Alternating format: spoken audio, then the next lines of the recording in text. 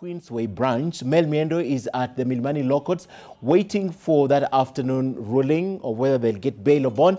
She now joins us live. Mel, good afternoon.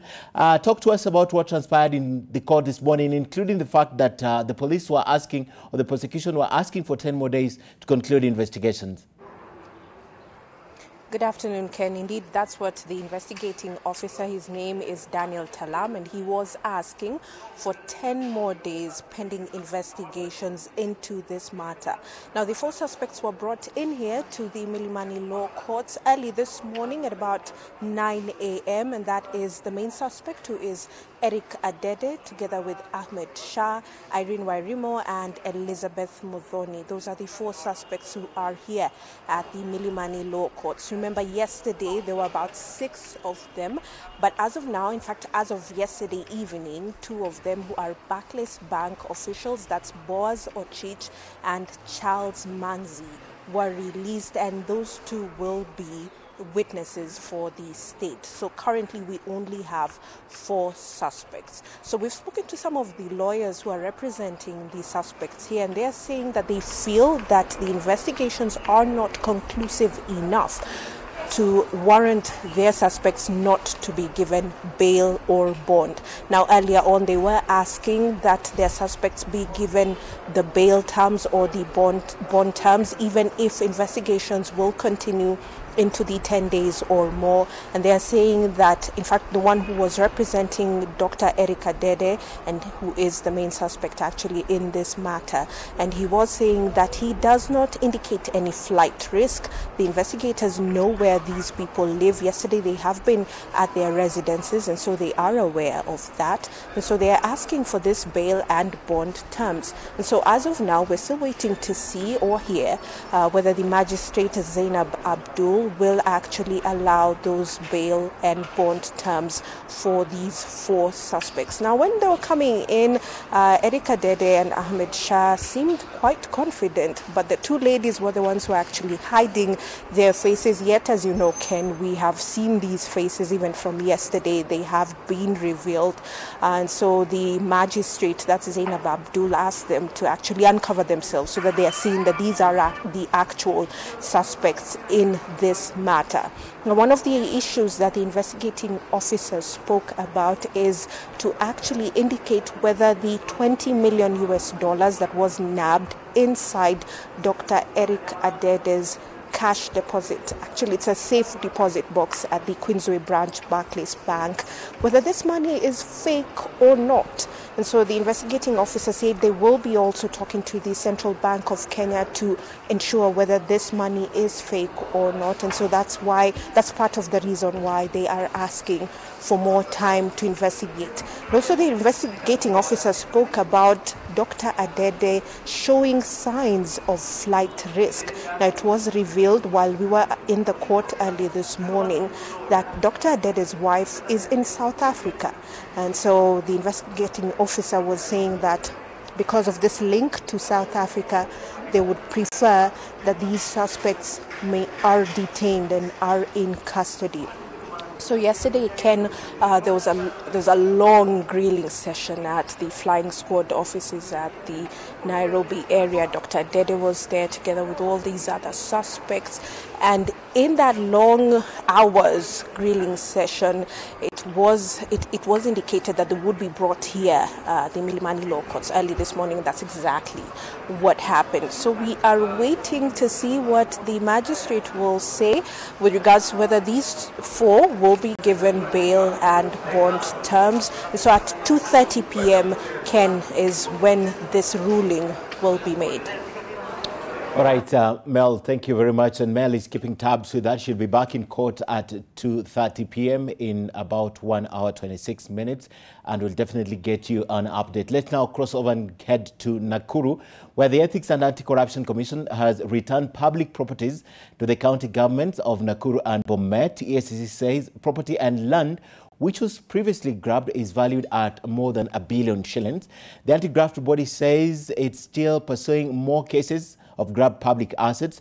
Our Nakuru correspondent Bridget Ngana covered the handover ceremony and now joins us live from Nakuru with the report on the details. Bridget, we spoke earlier around 11 and he said this is one of the things they were doing. So where else have they set their eyes on?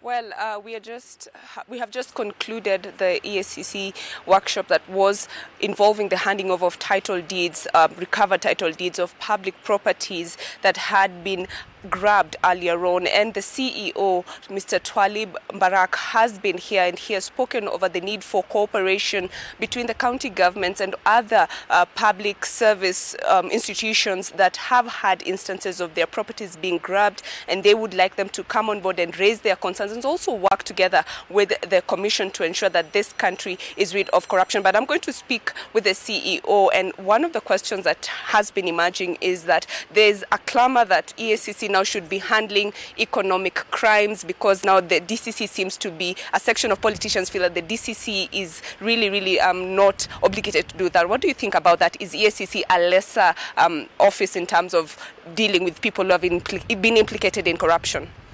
I think that is a misconception and is something that is just being politicized. We need to understand one thing, that EACC, DCI and other government agencies, we operate jointly on many issues to deal with economic crimes, and we have what we call the multi-agency team, and we harmonize and direct our activities.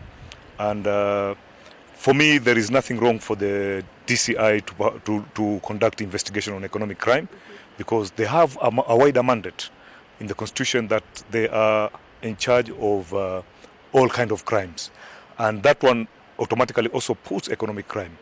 And when you talk of EACC being a lesser organization, there is nothing like that. We handle cases. They do help us with a lot of information. We help them with a lot of information. And we had noted before that there was an element of duplication, but as at now, through the multi-agency team, we coordinate our activities. So there is no division or making EACC a lesser organization than DCI, or making a DCI as a politically induced organization. They are within the mandate and we are within the mandate. Okay. Yes. Mr. Twalib, today you've recovered property valued more than £500 million shillings. Maybe can you be specific? We understand it's about in the figure of the range of more than 780 million shillings, and there are 11 properties in 2 counties. Tell us how you went about that. There was a time in this country where there was, I think, abuse by state and public officers in allocation of land. And that went further to the extent that some public land, including those of institutional, like Ministry of Health, schools, Calro, were grabbed and allocated to individual people. So part of our strategy is on asset tracing and asset recovery. And it is out of this that we managed to identify pieces of land in Nakuru, which include prime land in the Kenya Agricultural Livestock Research Organization, which was grabbed by an individual who was, I think, very influential during the KANU time, and a number of areas in Nakuru town. So there was a 3 type of approach. There is one property that is about 45 million shillings, that is in Nakuru town, where we were engaged in a court battle with the person who allocated himself. This was a senior civil servant in the lands ministry during KANU time, and we managed to succeed in that case, and that land has reverted to the county. Then we have pieces of land in, like the Calro land, that individual accepted to enter into negotiation to surrender that land to the institution after realizing that with EACC locking on him, he had no option but to surrender the land. So we took him through, and we took the land back, repossessed the title, and today we handed over that title back to Calro. We still have quite a number of pieces of land all over the country that are in the wrong hands, and we urge the media, we urge the public, we urge institutions that have been affected to come to EACC. EACC is more than willing to assist them to ensure that that land reverts back to the rightful owner. Maybe Mr. Mbarak, you can tell us, why have you shied away from mentioning names of those who've been implicated in this grabbing of land? Yeah, I think that is a very tricky question, but I'll tell you one of the reasons. Following court process is quite long. The plot in Nakuru where we were engaged in a court process with the allotee, it took about 11 years. So we usually convince these people that can you accept the alternative dispute resolution? And one of the advantage of the alternative dispute resolution, there'll be an element of privacy where we don't mention your name, we don't involve you in court process. So out of that goodwill, we feel that it will be not good for us to mention names of those individuals because they came in good faith and said, okay, I got this land because I was a senior government officer at that time, and it was like more of a norm during those days for people to grab, but I don't want any controversy. I understand this land belongs to a public institution, and as a Kenyan, I am more than willing to surrender. So we also need to reciprocate and tell people, look, when you come for ADR, even EACC will become a little bit friendlier to you and avoid things like mentioning your name and denting your reputation. And maybe will you institute legal proceedings against these people, or you just release them the minute they hand over the titles? Normally we don't opt for legal proceeding because actually we are avoiding the legal proceeding because it is too long and too cumbersome. Not because we are shielding these people, but we find it a little bit longer and cumbersome, and we are stretched as an institution. So most of the time we will not opt for that because we don't have time and the capacity sometimes and the resources that you imply.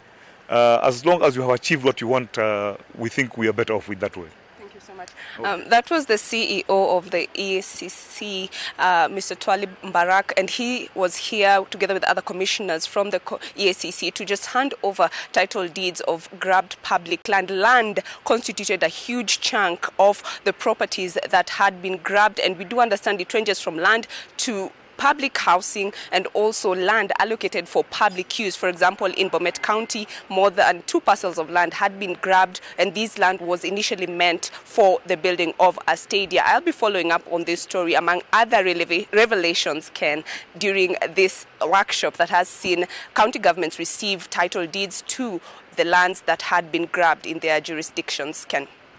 Right, Bridget, thank you very much. And he said something interesting, that they're protecting the persons because the persons came out in good faith to surrender those property. Well, let's move on. And the National Assembly's Committee on Administration of National Security has held a closed-door meeting with the Director of Criminal Investigations, George Kinoti, at the DCI headquarters. The committee has promised to push for more funding to the Directorate to boost its investigation abilities. Vincent Oduor is at the DCI headquarters for the latest. Vincent, good afternoon. We know it's the budget making season, and obviously all this agency will be clamoring and looking to get more money allocated to them. Was this just one of those ventures, or there was something more to this? Absolutely. Just to inform you that members of the National Assembly Committee on Administration and National Security, led by their chairman, Paul Kwenange, have just left the DCI headquarters a few minutes ago. And this is after having a closed-door meeting with the Director of Criminal Investigations, George Kinoti, for more than 3 hours. And basically, the meeting, from a general point of view, it was an opportunity for the DCI Kinoti to brief the committee on issues to do with the operationalization of the forensic laboratory, things to do with the registration and issuance of certificate of good conduct, and also on status of investigations on the contraband goods, and also the status of investigations on the current ongoing investigations on, on corruption cases that have been ongoing. And besides that, after the meeting, the committee toured this facility to be able to really assess the status of the facility here at DCI. And one of the places they visited is the forensic laboratory, which had been built here, but it is yet to be equipped. And having toured the place, the committee was happy with the status of the facility, saying that where the DCI is right now, it is doing fine. It only needs to be boosted a bit to be able to do and carry out its mandate more efficiently and effectively. And one of the things the chairman of the committee talked about is the need to really increase the funding to this department, because he's saying that, most of their job includes traveling even out of the country to carry out investigations, and that requires an efficient, or, it requires proper financial muscle for them to be able to travel and carry out investigations. And also another thing that really came out is the need to really judiciary support DCI in terms of making sure that cases are determined expeditiously, so that also the DCI can be effective in concluding these several cases. Those are some of the stuff that really they talked about here. And earlier on, the chairman of the committee, Paul Kwenange, spoke to us, and this is what he had to say after touring this facility with his members. We are very happy. We are going to support them. And there's, of course, the issue of budget. We will support them with the budget. Of course, even legislation, there's some areas where we would like to help them so they can be able to work with the strengths of making decisions in the different cases. And with that also, we would like to urge other partners or people they work with, like judiciary, to really support. You know, they cannot work alone without having support from judiciary, fast-tracking cases and making sure that cases are fast-tracked and concluded very quickly. Right, let's now talk about hunger and drought. Now, residents of Kajiado say they are facing severe food and water shortage.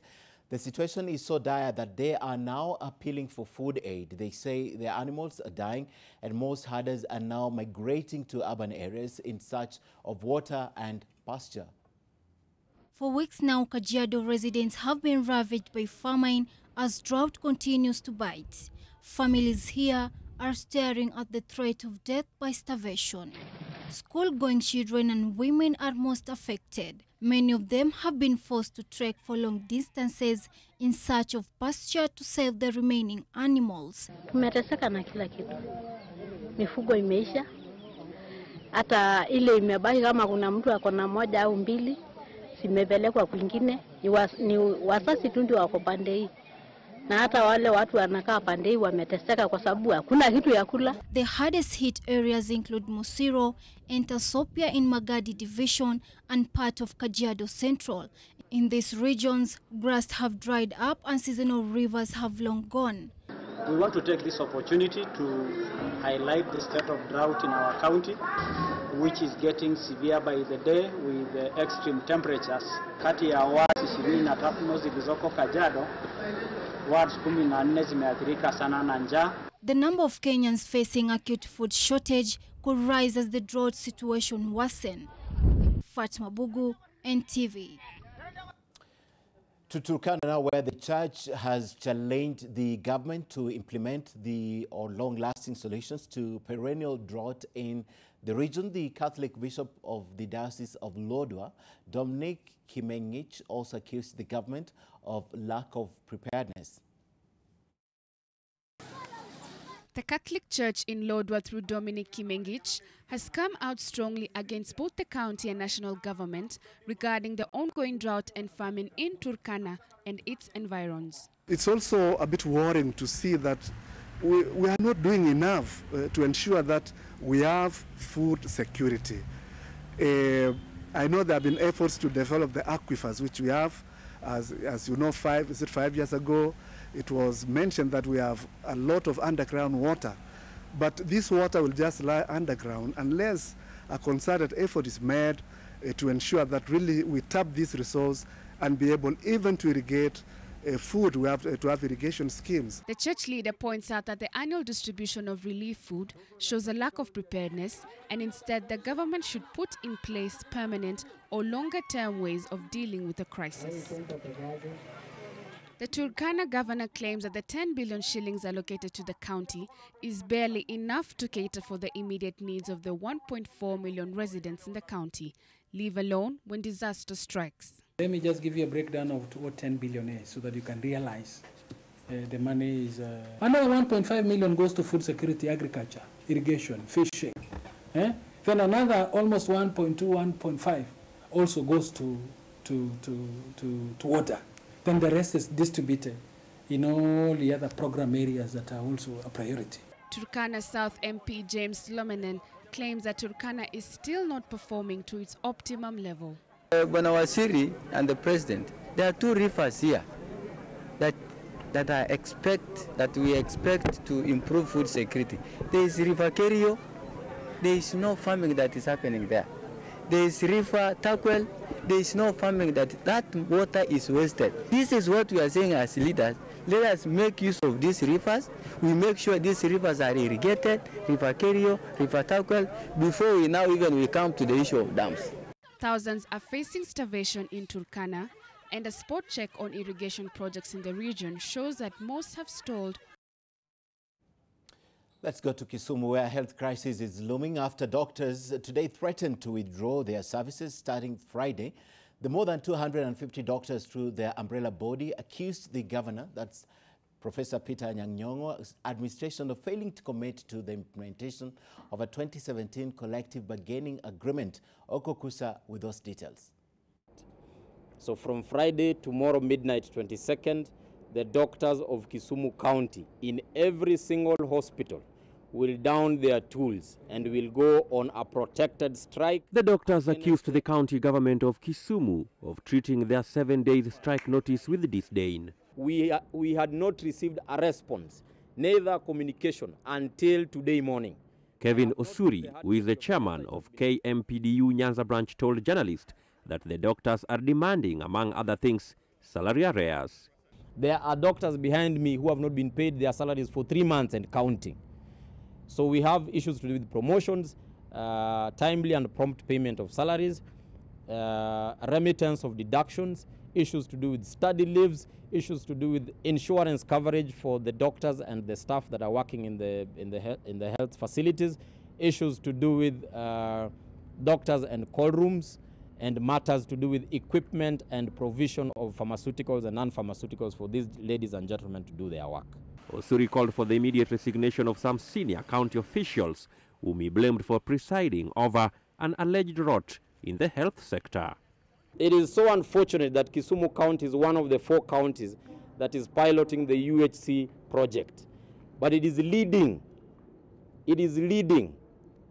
in presiding over unnecessary deaths and morbidity in Kisumu County. The doctors now want the Ethics and Anti-Corruption Commission to rein in on the county government of Kisumu, which they have accused of impropriety. After you are done with Aurora and Kimware Dam, please come to Kisumu and find out what is going on with regard to this kind of malpractice and definitely issues to do with misappropriation of funds. The doctors were scheduled to hold a closed-door meeting with Kisumu County Secretary Olango Onudi later today in an attempt to iron out their differences. Uko Kusa, NTV. Thank you. The Kenya Dentist Association is urging Kenyans to prioritize the prevention of a treatment of oral diseases. The Dentist Association, together with the Unilever East Africa, marked the World Oral Health Day on Wednesday in Kajiado, where they offered free medical checkups and hygiene products. The Kenya Dentist Association and Unilever teamed up Wednesday to urge Kenyans to take their oral hygiene seriously. They say that brushing your teeth at least twice a day in the morning and before bed is the first line of defense against oral diseases. Most Kenyans have never been examined for oral diseases because the country has a dentist population of about 1,000. Kenya has a dentist to population ratio of 1 to 42,000. World Health Organization recommends 1 to 7,000. Personnel are not enough. The cadre of training, a dentist takes 5 to 6 years to be trained, and we had asked the government whether they can train a lower cadre which can tackle the issue of prevention. And that's the community oral health officer. They are being trained, but they're not being absorbed in the government, so the gap still remains.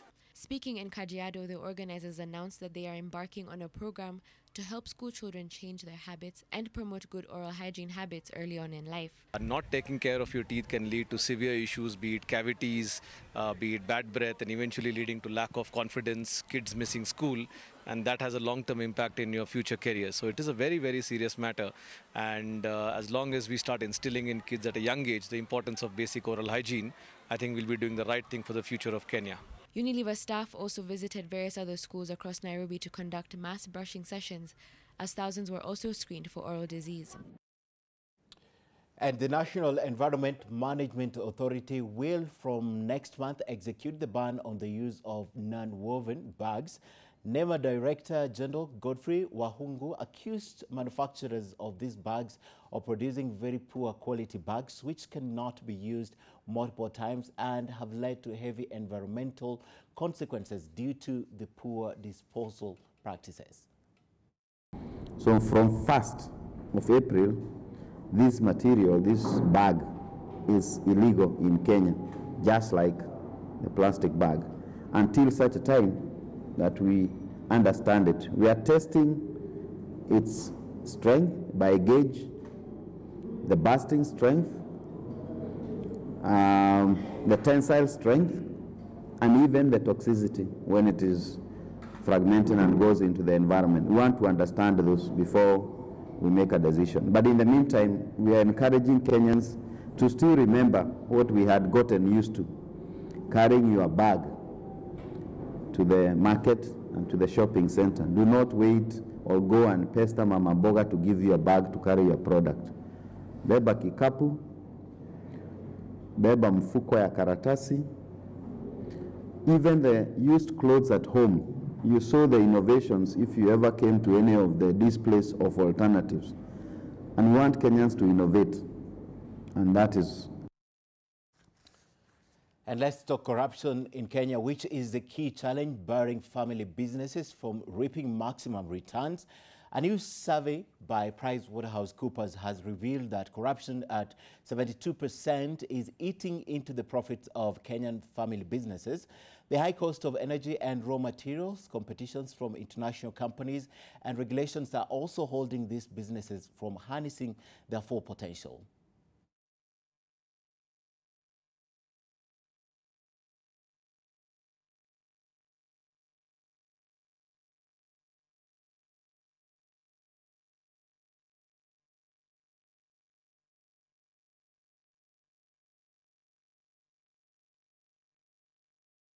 .74% of those businesses that we talk to do export within the region. And therefore, the unpredictability or uncertainty around regulatory control in terms of exporting is something that is of utmost concern for them. A lot has been done in the East African community, for example, in terms of relaxing trade barriers. But clearly, any business that you talk to in Kenya today or within the region will tell you there's a lot more that needs to be done to make that process. All right, let's cross the borders. And Mozambique began 3 days of national mourning for more than 200 victims of Cyclone Idai, while the death toll in the neighboring Zimbabwe rose to more than 100 from one of the most destructive storms to strike southern Africa in decades. Aid agencies are racing against time to rescue people trapped. They are now warning that it is a matter of life and death. 5 days after a vicious tropical storm tore through their neighborhood in Buzi, central Mozambique, families remain trapped by floodwaters. People were sifting through debris for survivors or clinging to trees waiting for rescue. Stranded residents are desperate to be evacuated, but food and clean water are even more pressing needs. Hundreds of displaced people are squeezed into one of the government's shelters with inadequate provisions. Many of the flooded rural areas are hard to reach. Roads in and around Beira were swamped as heavy rain continues to fall, complicating rescue efforts and meaning that aid had to be flown in by helicopter or plane. At least 300 people have died in Mozambique and 98 in Zimbabwe, but the death toll is likely to rise as rescuers are still finding bodies. The World Food Programme stepped up distributions in and around Beira with more airdrops of high-energy biscuits to isolated pockets of people stranded by the flood waters and the delivery of easy-to-prepare fortified food to displaced families sheltering in schools and other public buildings in the town of Dondo. Zimbabwe President Emmerson Mnangagwa has declared a disaster in the affected areas. So we came here to provide psychosocial support to the children that are being hospitalized and to also some of the children that do not make it to school today. We also noticed that there are some bridges that were taken off by the floods. In Malawi, more than 80,000 people have been displaced by the cyclone. The United Nations Children's Fund, UNICEF, estimated that 260,000 children were at risk from the devastation, and the World Food Programme said it was trying to reach 500,000 people with immediate Time now to play, and Brian Otwal is next with sport.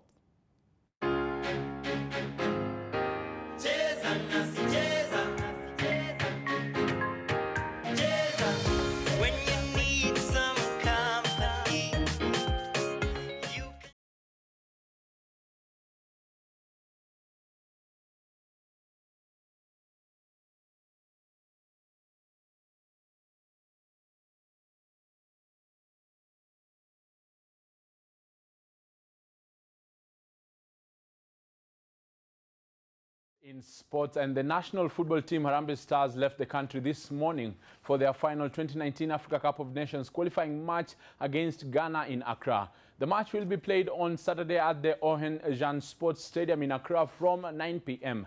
Kenya tops Group F with 7 points, one ahead of Ghana, and the two nations have already qualified for the 24-team competition, which will be held in Egypt from the 21st June through to 19th July. The winner of the tie will win the group, while a draw will see Kenya finish top of Group F. A 3-week camp in France has also been lined up in May, ahead of Stars' appearance at the Continental Showpiece.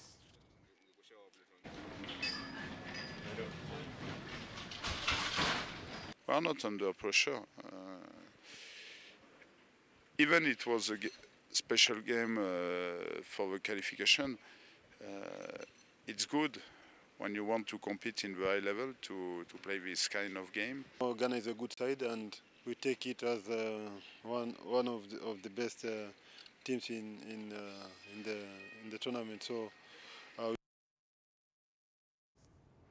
And Kenya's emerging stars will have to beat Sudan with more than 2 goals and prevent them from scoring in the return tie next Tuesday at the Kasarani Stadium after going down 2-0 to the hosts in their first leg of the African Under-23 Cup of Nations qualifier in Khartoum. Al-Hilal forward Walid Bakiet scored twice in either half as the Sudanese took a huge advantage ahead of next week's return leg. The Francis Kimanzi coached team will need to win the game by a margin of 3 clear goals to progress to the final round of the qualification, where a meeting between either Nigeria or Libya waits. The AFCON Under-23 will also be used as a qualification tournament for next year's Olympic Games in Tokyo, Japan.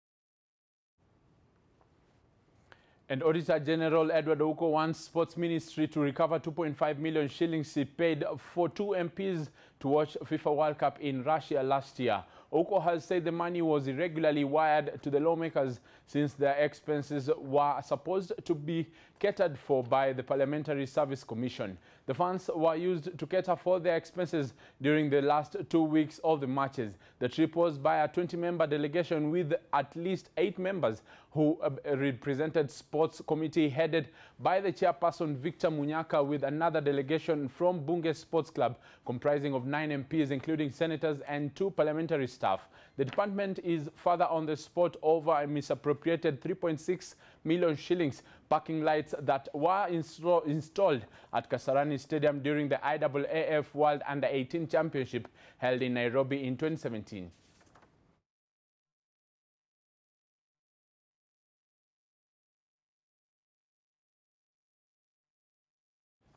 And Kenya Prisons women's volleyball team has plunged into deep financial trouble at the ongoing Women's Africa Club Volleyball Championship in Cairo. The team is holed up at their hotel in the Egyptian capital over non-payment of bills, and as a result, the facilities management has elected to confiscate the passports of the entire contingent. The 5-time African champions are bankrolled by the Ministry of Interior under the Kenya Prison Service docket. A decision to withdraw the team from the tournament has been subject to debate, but they risk the repercussions, including hefty fines and a 5-year ban. Prisons defeated Uganda's Nkumba and ASEC of Ivory Coast, only losing to Algeria's GSP. Kenya Pipeline stormed the quarterfinals following an impressive 3-1 win over Cameroon's FAP last evening, and KCB failed to make it to the quarters.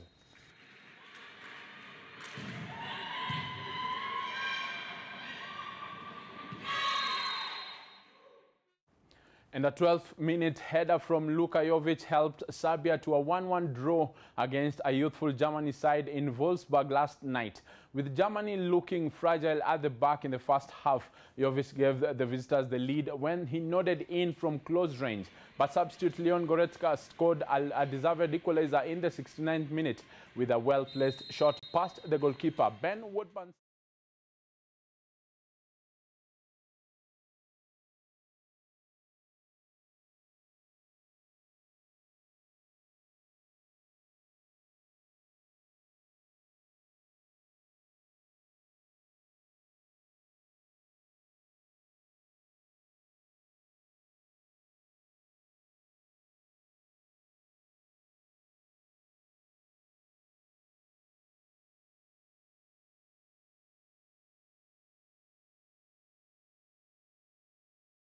Novak Djokovic, Roger Federer, Serena Williams and Naomi Osaka cut the ribbon before the first day's play at the new venue for the Miami Open. The players were opening the new 13,800 capacity stadium court at the Hard Rock Stadium, the home of the NFL's Miami Dolphins. The complex consists of 12 match courts and 18 practice courts, allowing much more room for both players and spectators.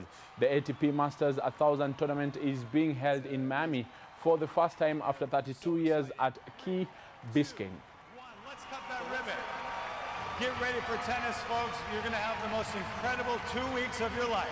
Welcome to the Miami Open, presented by Itaú. That's the sport. We play again later, but this will be a follow-up from the Harambee Stars who have left, and we wait to see how they perform come this Saturday. Back to you, Ken. And thanks, Brian. My name is Ken Mijungu. Have a good afternoon.